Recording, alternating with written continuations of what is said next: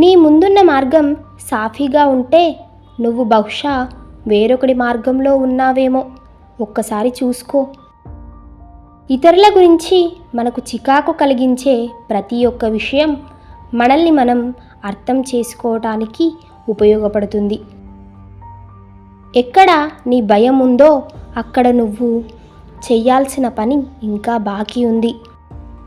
ఒక వ్యక్తికి ఇతరుల కన్నా ఎక్కువ తెలిస్తే అతను ఒంటరివాడైపోతాడు.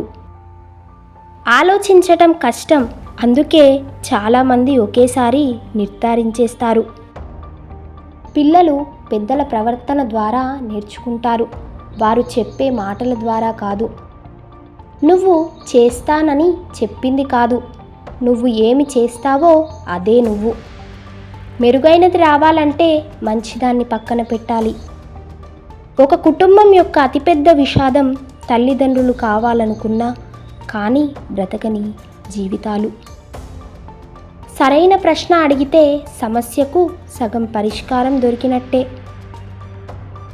నిజమైన జీవితం 40 ఏళ్ల తర్వాతే ప్రారంభమవుతుంది. అప్పటి వరకు మనం కేవలం పరిశోధన మాత్రమే చేస్తుంటాము. నువ్వు నీ హృదయాన్ని పరిశీలించగలిగినప్పుడు మాత్రమే నీ దృష్టి స్పష్టమవుతుంది. బయటకు చూసేవారు కలలు కంటారు, లోపలకు చూసేవారు మేల్కుంటారు. మనిషి అర్థం లేని జీవితాన్ని భరించలేడు.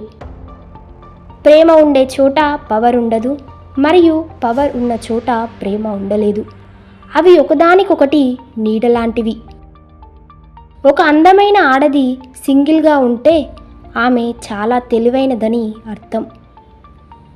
నిన్ను అడగని వారికి సహాయం చేయటానికి తొందరపడకు, ఎందుకంటే మునిగిపోతున్న ప్రతి ఒక్కరికి చెయ్యి అవసరం లేదు. కొందరు మునిగిపోవాలని కోరుకుంటారు. మీకు ఈ వీడియో నచ్చినట్లయితే లైక్ చేయండి, షేర్ చేయండి, అలాగే మా ఛానల్ను సబ్స్క్రైబ్ చేయండి.